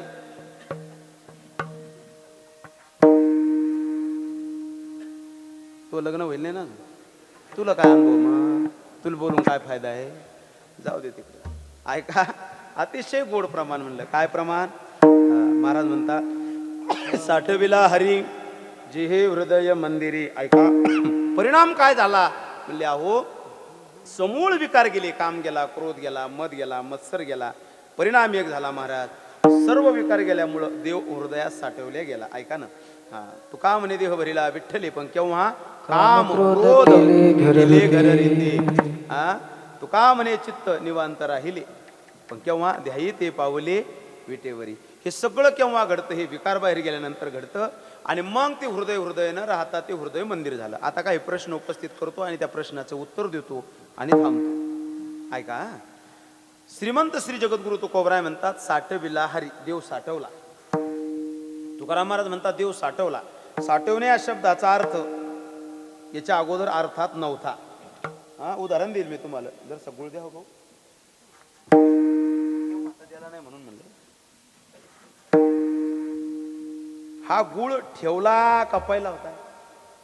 आता ध्यान द्या फक्त. आता अभंगच बोलणार बाकी नाही बोलणार. हा गुळ ठेवला का होता. माझी भाषा कळते ना तुम्हाला. हा ठेवला. हा मग हा ठेवला याचा अर्थ पहिला नव्हता. तसं तुकोबराय म्हणतात काय झालं साठविला म्हणजे तो साठवला. साठवला म्हणजे ठेवला याचा अर्थ पहिला नव्हता. साठवलं का जातं माणूस जेव्हा काहीतरी रिकाम केल्यानंतर साठवलं जातं. अगोदर साठवलं जातं. अगोदर नाही साठवल्यात काहीतरी रित करावं लागतं मग साठवलं जातं. म्हणले काय झालं. एक मावशी म्हणले महाराज ते राहिलेलं वरण काय करू म्हणले त्या भांड्यातलं पाणी काढ आणि त्याच्यात साठव. पण त्यासाठी काय करावं लागेल भांड पहिल्यानं रिकामं करावं लागेल.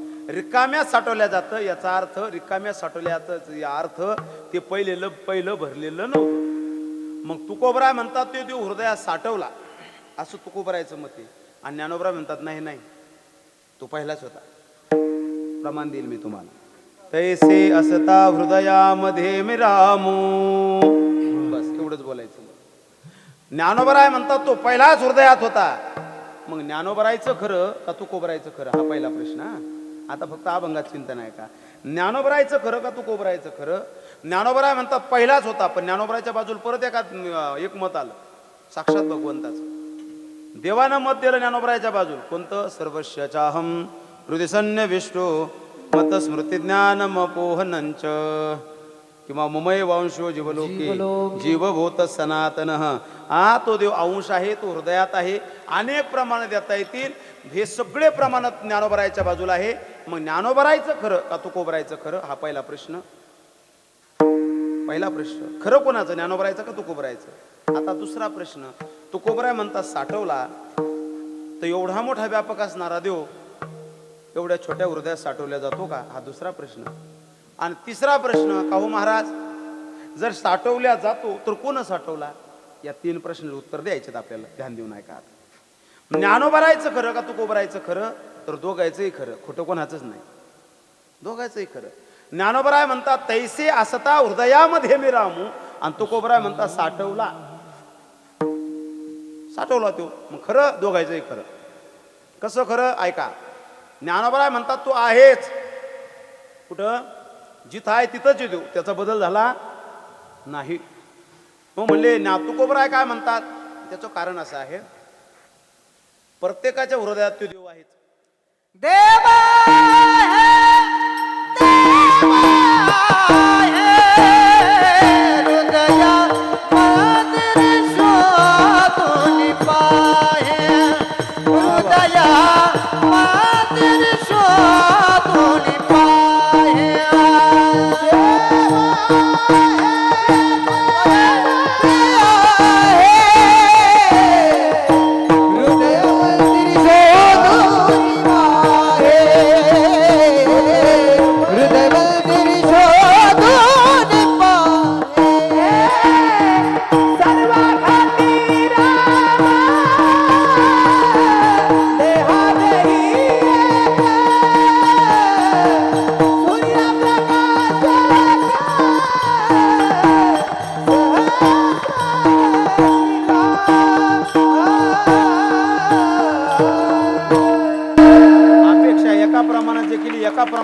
प्रमाण दिले, हुशार गायकाचं लक्षण आहे. आणि ते बी 20-20 सारखे म्हणले आता एक रन काढायचंच नाही. हा, आता दोघांनी शिक्षा हाणं लावले महाराज. या महात्म्याने एक प्रमाण तर दुसऱ्या महात्म्याने त्याच्या पुढचं प्रमाण. हा, हजारे महाराज म्हणले महाराज जनाबाई महाराजांचं प्रमाण दिलं. देवा हे हृदय मंदिरी शोधून पाय. तो हृदयात आहेच महाराज. देव नटला नाना परी भरून उरला चराचरी. लगेच ओंकार दादा दुसरं प्रमाण दिलं. सर्व घटी राम देहा देई एक सूर्यप्रकाशक सहस्ररश्मी. हो, प्रत्येकाच्या हृदयात तो आहेच नाकारता येणार नाही. म्हणले मग महाराज तू कोबरायचं चुकलं का? नाही चुकलं. तो प्रत्येकाच्या हृदयात आहे पण सामान्य रूपा नाही. पण एकदा का विकार बाजूला गेले ना विशेष रूपानं प्रगट होतो. पहिलं उत्तर. पाणी स्वच्छ आहे, सुंदर आहे महाराज, फक्त शेवाळ बाजूला करा. शेवाळ बाजूला करावं लागेल, पाणी स्वच्छच आहे. तसं विकार बाजूला करावं लागेल. देव आहेच, देव नाकारता येणार नाही. तो आहेच, तो फक्त बाजूला तर करा. काय विकार बाजूला करा. क्रोधाचं, कामाचं, लोभाचं विकार बाजूला केलं की मग तो देव आहे, देव आहे. विशेष रूपानं देव प्रगट होतो. विशेष रूपानं प्रगट होणे या शब्दाचा अर्थ साठवणे. चला दुसऱ्या प्रश्नाचं उत्तर. का हो महाराज एवढा मोठा व्यापक असणारा देव एवढ्या छोट्या हृदयात बसतो का? म्हणले हो. म्हणले कस काय? म्हणले भक्तीच्या जोरावर, श्रद्धेच्या जोरावर तो लहानही होतो आणि मोठाही होतो. उदाहरण देतो, भजन करा. विठ्ठल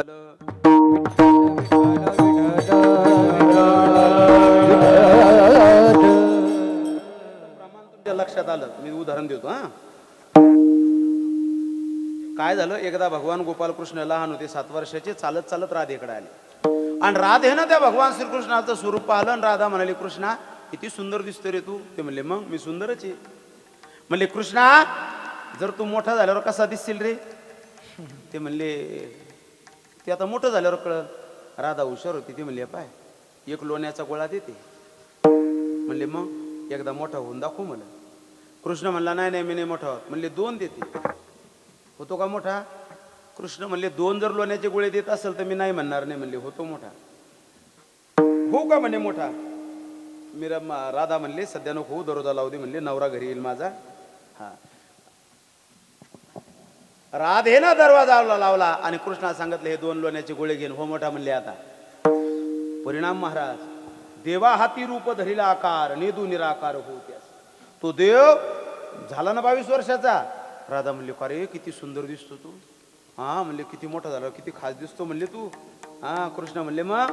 आणि एवढं बोलणं चाललं तिचा नवरा घरी आला आणि त्यानं वाजवली कडी बाहेरून. म्हणले राधा दरवाजा उघड. राधा म्हणली बस मेले. म्हणले आता जगत नाही. म्हणले किस ना तुझ्या पाया पडते. म्हणले काय? आता लहान. ते म्हणले आपली जबान मोठं व्हायची होती, लहान व्हायची नाही. आता मी लहान होत नाही. ते म्हणले तुझ्या पाया पडते रे, ऐक रे 4 लोण्याचे गोळे देतो. ते म्हणले 5 दिले तरी आता मी लहान होणार नाही. मी राधा म्हणले मग तू जर लहान झाला नाही तर आमचा संसार आजच सत्यानाश होणार आहे. कारण तू एवढा तरुण मी तरुण दोघं एका घरात पाहिल्यावर माझा नवरा काय जिवंत ठेवील का मला? हा ते म्हणले तुझं तुला माहित. म्हणले तू मोठं वय म्हणलं ना, झालो म्हणले मोठा, आता लहान नाही वय. राधा होती महाराज. तिनं सांगितलं म्हणले तुला मला मारायचं तारायचं हे तुझ्या हातात आहे. म्हणले मी दररोजा उघडते. राधेनं दररोजा उघडला. तेवढ्या टायमात महाराज त्या भक्तीच्या आणि त्या प्रेमाच्या जोरावर देव पुन्हा लहान झाला. माझं उदाहरण संपलं. देव भक्तीच्या आणि भावाच्या जोरावर लहान होतो, मोठा होतो. परत एक उदाहरण देतो. प्रमाण आठवतो तुम्हाला, मला माहिती प्रमाण आठवणार तुम्हाला. ऐका परत एक उदाहरण देतो. कोणतं उदाहरण? त्या हिरण्यकश्यपूने विचारलं का रे प्रल्हाद रात्रंदिवस देवाचं भजन करतो, का आहे तुम्हाला देव? म्हणले कुठं नाही देव माझा, कुठं नाही. म्हणले या खांबात आहे का? म्हणले आहे. आणि मारलीला खांबात प्रगट व्हावं लागलं. वास्तविक पहा देव खांबात नाही.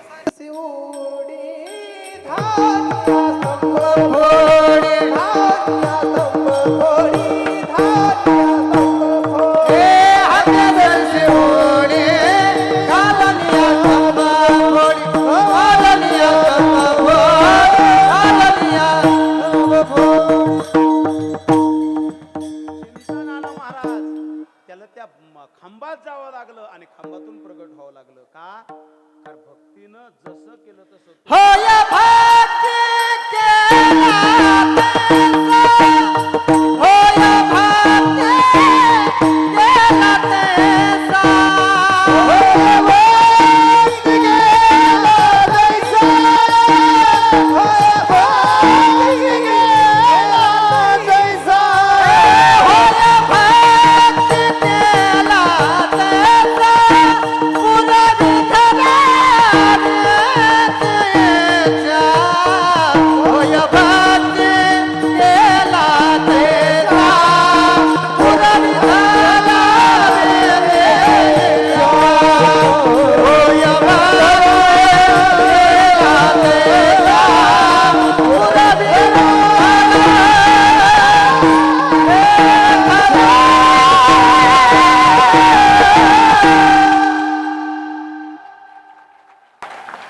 हे प्रमाण मला अपेक्षित होतं. होय भक्ती केला तैसा. हा, भक्तीनं देव लहानही होतो आणि मोठाही होतो, म्हणून हृदयात तो जातो बसतो. चला, 2 प्रश्नाचे उत्तर दिले. आता 3ऱ्या प्रश्नाचं उत्तर देणार आहे मी.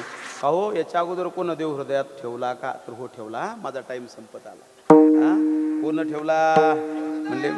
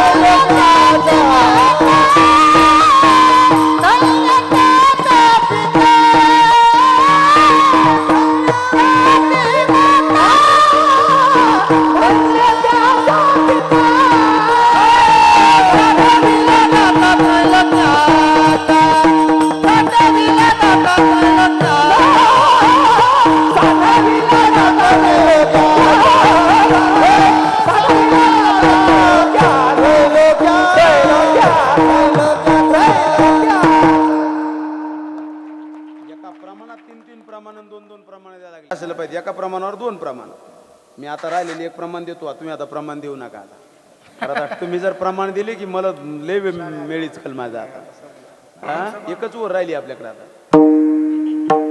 ऐका ना, हा प्रमाण. हा, पहिलं प्रमाण दिलं महाराजांनी. कोणतं? का हो, कोण देव हृदयात साठवला का? म्हणले हो ना. म्हणले कोण? म्हणले जनाबाई. म्हणले काय?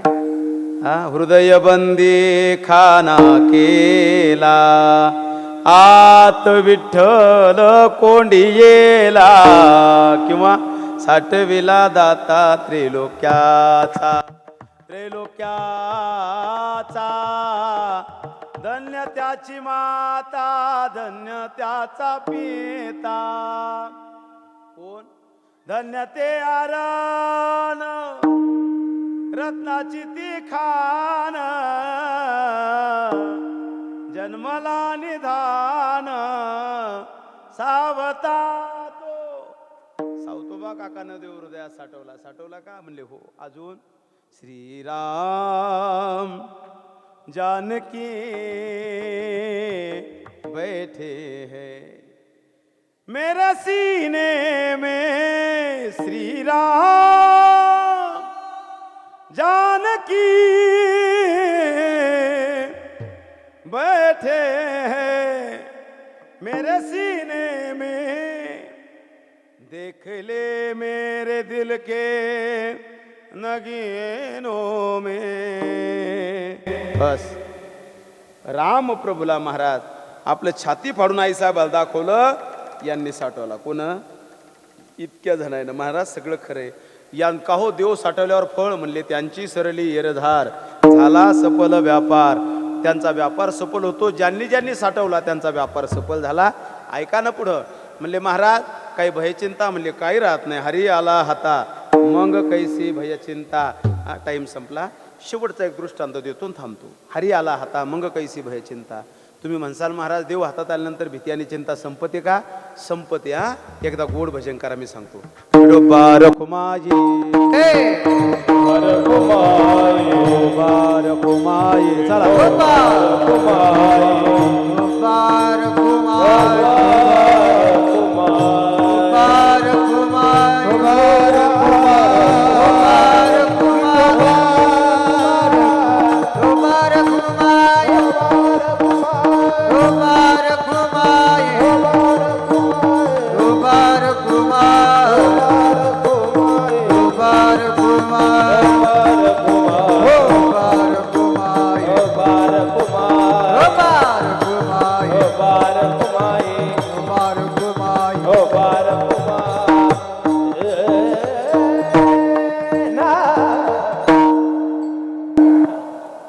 ऐका तू पाया पडला तर भूक खायला आलता यांना शेवटची वर घेतली विकेट माझी तो पाया पडलाच नाही फक्त मुंडकं खाली केलं गोळ घेऊन गेला लेकर हुशार असे असले पाहिजेत हा महाराज वाटलं पाहिजे दर्शन आला आणि त्यानं त्याचं काम केलं ऐका शेवटचं उदाहरण द्यायचं मला महाराज म्हणतात हरी आला हाता मग कैसी भय चिंता अतिशय गोड आणि मार्मिक उदाहरण देव हातात आल्यानंतर जीवनातल्या चिंता भीती सगळी संपत्ती चिंता ते पळाली गोकुळा बाहेर प्रमाण अनेक देता येईल शेवटचं उदाहरण ऐका मायबापू देव हातात आल्यानंतर भीती आणि चिंता संपत्ती का 100% संपत्ती उदाहरण देईल मी तुम्हाला चला आपल्या संसारातलं उदाहरण देतो सध्या लग्न जोऱ्यात चालू आहेत मधल्या काळात थोडी बंद झाली होती कोरोनानं बराच उपकार केला आपल्यावर कारण बिना मंडपाचे लग्न लागले बिना मामाचं लग्न लागलं बिना डीजेचं लग्न लागलं बिना घोड्याचं लग्न लागलं याच्यापेक्षा काय आनंद असावा सगळं लागलं का नाही हा आमच्या गावातली एक सरस्वती आजी माहिती म्हणे महाराज लग्न लावीन तर ओपन पेजमध्ये लावीन बेश्रमीत लग्न लागलं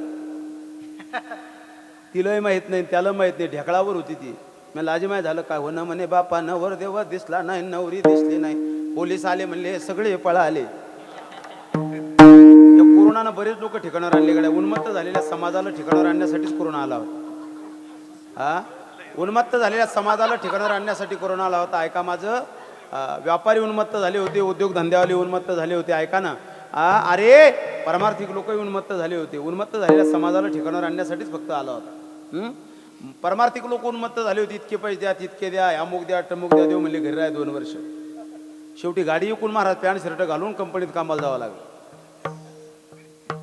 हे कोण शिकवलं कोरोना नोकरीवाले महाराज उन्मत्त झाले होते ते 2 वर्ष घराच्या बाहेर निघू दिलं नाही काही शहरात राहायला आले होते मायबाप खेड्यात होते मायबाप दररोज फोन करायचे बाबू येणं हा महालक्ष्मीला आला नाही दिवाळीला आला नाही आम्ही याच्यासाठी मोठं केलं का रे तुम्हाला हा घरी या ना ते म्हणले जमत नाही 2 टाइम ड्युटी चालू आहे ती एका कंपनीत मी एका कंपनीत जेव्हा कोरोना आला आणि मग ती पोरगं फोन करे मायलं आई येऊ का गावात म्हणले नको रे बापा गावात कोरोना आला लोक गावात घेत नाहीत याला म्हणायचा तडाखा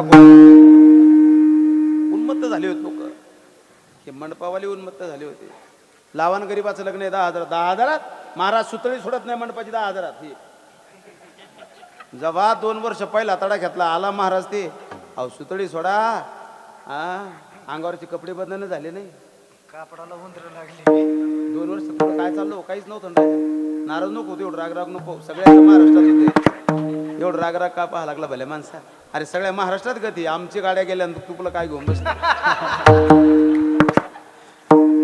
आमच्या हालामुळे सगळ्याचेच हाल झाले एकंदरीत या कोरोनानं सगळ्या लोकांना ठिकाणावर आणण्याचं काम केलं एका कवीनं कोणतरी वर्णन केलं ए प्रकृती तेरा रुठना भी जरुरी था हा प्रकृतीतून आलेला रोग आहे ए प्रकृति तेरा रुठना भी जरूरी था इंसान का घमंड टूटना भी जरूरी था हर कोई खुद को भगवान समझ बैठा था उसका गुरूर टूटना भी जरूरी था हे गरजेचं होतं म्हणून झालं उन्मत्त झाला होता समाज ठिकाणावर आणणं होतं त्याला ऐका ना मला पुढे बोलायचं मी माझा शेवटचा दृष्टांत द्यायचा हरी आला होता मग कैसी भय चिंता देव हातात आल्यानंतर चिंता संपते नवीनच लग्न झालं एका मुलगी नांदायला आली सासरला आता नवीन मुलगी नवरी नांदायला आल्यानंतर ती मुलगी पहा किती सुंदर असते देखू तिच्या डोक्यावर पदर असतो नवीन जुनीकडे जाऊ नका तिच्या डोक्यावर पदर असतो कोणही काम सांगू सासऱ्या नावा देवा बाई 1 गिलास पाणी आण बरं ते म्हणते आलेच मामा जी जी हा डोक्यावर पदर स्प्रिंग सारखी पोरगी पळते घ्या मामाजी पण पळत असताना पायाचा आवाज येत नाही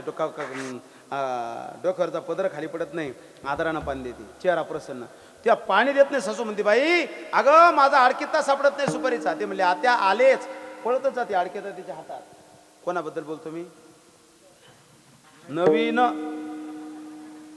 फक्त 2 महिने मग पुढे जाऊ नका जास्त कारण 2 महिन्यात काय बदललं काही सांगता येत तितक्यात देर येतो वहिनी माझा मोबाईल सापडत नाही ती म्हणते भाऊजी 1 मिनिट फक्त 1च मिनिटात देते पळतच जाते पोरगी त्याच्या हातात मोबाईल नवरा म्हणतो अगं माझं शर्ट कुठे ती म्हणते मालक 1च मिनिट त्याच्या हातात शर्ट हे सगळं स्प्रिंग सारखं काम करते पोरगी हसत डोक्यावरचा पदर पडत नाही सगळ्याप्रती आदर आहे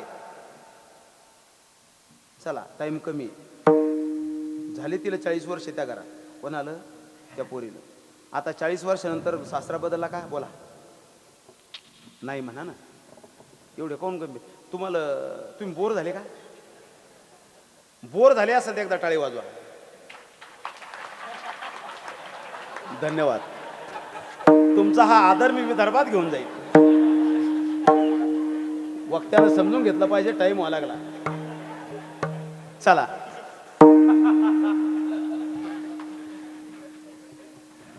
उद्या कळेल तुम्हाला काय झालं तर, मी आज नाही सांगत. ऐका ना, मी म्हणलं बोर झाला तर टाळ्या वाजवा, तुम्ही वाजवल्या. खरंच बोर होते माणूस, इतकं बी नसावं. शेवटचं उदाहरण मांडायचं आणि थांबायचं. मला तीच मुलगी ती आता 40 वर्ष झाली त्या संसारात. तिला सासरा तोच, सासू बदलली नाही, नवरा बदलला नाही, देर बदलला नाही, घर बदलला नाही. आता बदल काय झाला पहा. तो सासरा, त्या सासऱ्यानं आवाज द्याला. तो 90-100 वर्षात झाला. त्याने बाहेरून द्याला, बाई 1 कप चहा ठेव बरं. आता सुनतीच तिनं आता स्वयंपाकघरातून आवाज द्याला, दम धरा. ती जीव म्हणणारी, चहा आता केलाच नाही पण दम धरा सांगितलं. सासू म्हणली, बाई बीपीच्या गोळ्या द्या बरं. घ्या ना म्हणले, डोळे फुटले का तुमचे? हा, सगळे जीव घ्या म्हणले माझा, सगळं कोणी मला काम सांगतं म्हणले. सासू म्हणली, बाई मी काय सांगितलं, फक्त गोळीच मागितली. माय चुकला असेल तर हे पाय. तिनं गाला आणून घेतले. कोण? सासूनं. तिच्यावर काहीच परिणाम झाला नाही. ते म्हणले, गाला आणा का काही आणा म्हणले. हा, जीव घ्या म्हणले सगळा. तितक्यात तो देर आला. म्हणले, वहिनी मोबाईल सापडे ना. ते म्हणले, सुंब्या हा बैला म्हणले तुझी बायको असेल ना रे म्हणले, तिला सांग ना म्हणले काहीतरी. हा, महाराज असं म्हणल्यावर त्यानं संध्याकाळी लगेच त्याचे पसाराच भरला आणि वेगळंच निघलं. मग सासरा म्हणले, बाई द्यायचं देऊ नको, पण बोलू नको ना उलटून. ते म्हणले, नाही नाही देणं लागलं ना तुम्हाला. नाही दिलं तुम्ही त्याला सांगसाल ना. त्याला कोणाला? आणि महाराज नवऱ्याला. हा म्हणले, त्याला ताक्कल नाही. ते आलं की भूतासारखं मारत सुट्टे. मग त्याला का डोकं आहे का काय आहे? हा, म्हणले त्याला सांगसाल ना. आणि तुम्हाला मार खाऊ घालायचं सवय म्हणले. हा, तुम्ही आयुष्यात काय केलं म्हणले. आणि घ्यान जीव मा सगळे जण एकदा, आणि पाजान नेंद्रेस मला, आणि घ्यान काका मारून टाका ना मला, तेव्हा तुम्हाला समाधान होईल ना. सासरा म्हणले, अगं मी फक्त चहा मागितला, मी काय बोललो नाही. आणि म्हणले, देण लागल ना पाणी तुम्हाला, देण लागल ना चहा. आणि महाराज ती चहा केला महाराज तिनं. आणि ती चहाचा कप घेऊन निघली. महाराज डोक्यावर पदर नाही, काय अनुभव आहे. हा डोक्यावर पदर नाही निघली तर महाराज भावानी दोन दोन दोन दोन घर आला लागला. हा, आणि चहा ठेवला नाही महाराज, असा खाली ठेवला. हा, ढोसा घ्या. दृष्टांत थांबवतो, दृष्टांत थांबवतो. मला बोला तुम्ही आता. सासरा बदलला का? सासू बदलली का? मग काहीच बदललं नाही. तीच पोरगी जी म्हणणारी, हो जी, बरं जी, ऐकते ना जी, करते ना जी. ही लोकांना समाजाची चिंता राहील नाही. ही सासऱ्याला उठून बोलती, शेजारी पाजारी ऐकायला लागली. हिला असं वाटत नाही आपल्या शेजारी पाजारी काय म्हणतील, कोण नाव ठेवल, कोणी आपल्याला वाईट म्हणल, आपली आपली आपली किंमत राहणार नाही. ही लोक काहीच चिंता राहिली नाही, भीती राहिली नाही का? काहीच नाही. तिसऱ्या कडव्यातला फक्त हरी काढा आणि नवरा टाकून द्या. उत्तर भेटलं तुम्हाला. काय लोकांना ताण घ्यायला लागले, सिरियस होऊ नका जास्त. हरियाला हाता मग कैसी भय चिंता. हरी शब्द काढून टाका आणि नवरा टाका. ती अशी काऊन झाली? तिला भीती वाटे ना, चिंता वाटे ना. सासऱ्याला कोण आलो काय काय बोल लागली. शेजारचा माणूस म्हणे, बाई असं बोल नाही म्हणले, तुम्ही तुमचं घर सांभाळा, आमच्या घरात नका ना खपसो, तुमचं पहा ना म्हणले. ती खाली म्हणून घातलं म्हणले, बाबा पुन्हा बोलणार नाही बाई. ती भेना कोणाला का? त्याचं कारण एवढंच झालं फक्त. हरी आला हाता, हरी काढून टाका. नवरा आला हाता मग कैसी भय चिंता. नवरा माझ्या मुठीत तुम्ही म्हणा ग. नवरा मुठीत आला. आता तिला भीतीन चिंता राहील नाही. मला दृष्टांत संपवायचा. मरका नवरा हातात आला तर जीवनातली भीती आणि चिंता संपली. महाराज अविनाशी भगवंत हातात आल्यानंतर भीती आणि चिंता राहील का? हा, मग म्हणून महाराज म्हणतात, हरी आला आता मग कैसी भय चिंता. तुका म्हणे हरी काही वरुणी देवरी. सरळ सरळ अभंगाचा अर्थ संपला. असाच होतो असं माझं मुळीच मत नाही. शेवटी ठळक बातम्या अशा. मला या ठिकाणी तुम्ही बोलवलं, सेवा दिली, त्याबद्दल रामनगरवासियांचं खूप खूप धन्यवाद. तुम्ही रामाच्या गावचे लोक आहात. तुमचं नावही रामाचं रामनगर आहे. जाता जाता एवढीच सूचना, एवढीच विनंती, आपण राहू न राहू हा परमार्थ टिकला पाहिजे, हा सोहळा टिकला पाहिजे. एवढं काम. हा, चांगलं कर्म करा, चांगले वागा, चांगले राहा गड्या हो. काय किती दिवस जगायचा?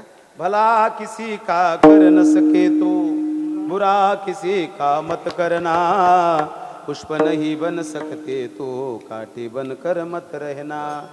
चांगलं जगा. कोण पाहा लागलं, 3 गोष्टी ध्यानात ठेवा. आपण चाला लागलो तर लोकांना वाकून रामराम घालावं, इतकं चांगलं कर्तृत्व असावं आपलं. आपण बसलो की लोकांना आपल्या जवळ येऊन बसावं, म्हणावं बोला बोलले गोड बोलता तुम्ही. आणि आपण ज्या दिवशी मरू त्या दिवशी लोकांच्या डोळ्यातून पाणी यावं. बस संपलं जीवन. कोण पाहा लागलं तुमच्याकडे बिल्डिंग किती आहे, पैसा किती आहे तुमच्या खात्यावर. हा, आपण रस्त्यांचा लोकांना वाकून रामराम घालावं, नाही तर आपण पुढून आलो की लोकांना रस्ता बदला. म्हणले का रस्ता गोळीतून काऊन चालले, इकडे झाले ना तुम्ही. म्हणले कॅशेट आली पुढून.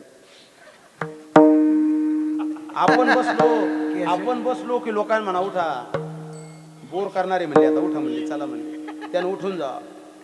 आपण मेलो की लोकांना पिढे वाटावं, घ्या पिढे म्हणले काहून. अहो म्हणले गावातली एक घाण साफ झाली म्हणले, घ्या. काहीच कामी नव्हतं म्हणले, समाजाच्या कामी नाही, परमार्थाच्या नाही, कोणाच्याच कामी नाही. ले नालायक होतं म्हणले, घ्या पिढे घ्या म्हणले. इतकं तिरस्कृत जीवन असावं का आपलं. अरे 350 वर्ष झाले माझ्या छत्रपती शिवाजी महाराजाला जाऊन, आजही सुद्धा छत्रपती शिवाजी महाराजांसाठी लोक रडत आहेत. नुसतं म्हणायचं काम मारा, छत्रपती शिवाजी महाराज. मी जय म्हणा म्हणलं का तुम्हाला, का म्हणलं तुम्ही, हे कर्तृत्व आहे महाराज. हा, 350 वर्षानंतर कर्तृत्व जिवंत आहे महाराज. 350 वर्षानंतर मला चरित्र सांगायला टाइम नाही आज. मला अभंगच मांडता मांडता माझा वेळ गेला. ते बी पहिल्याच कडव्याचा अर्थ झाला.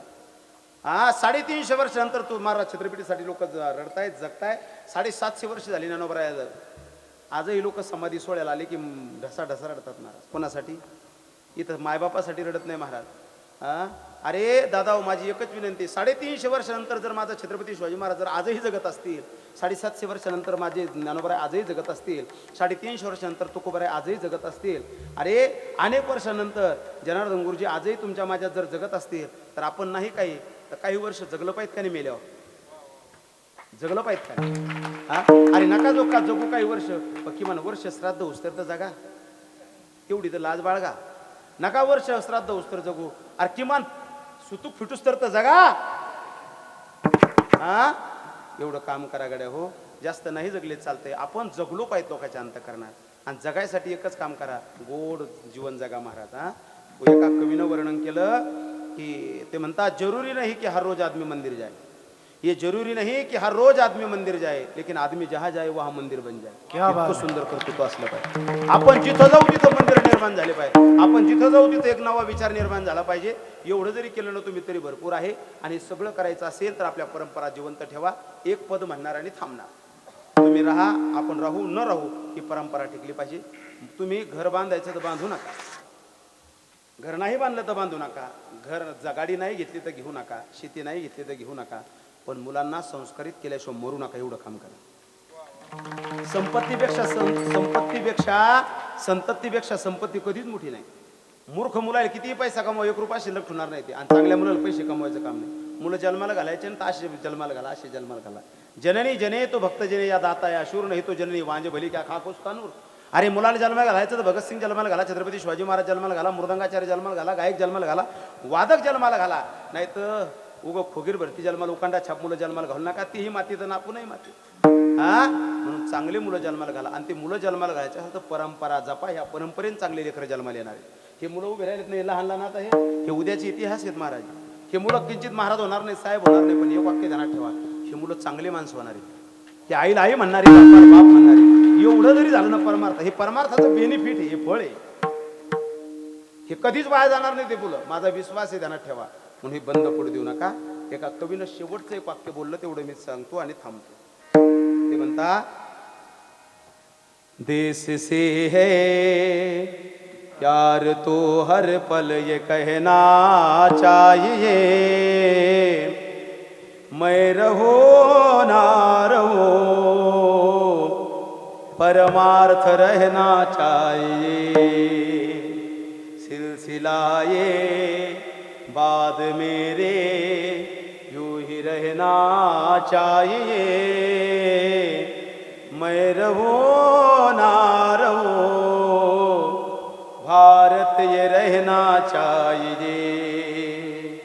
मी राहील, राहणार नाही.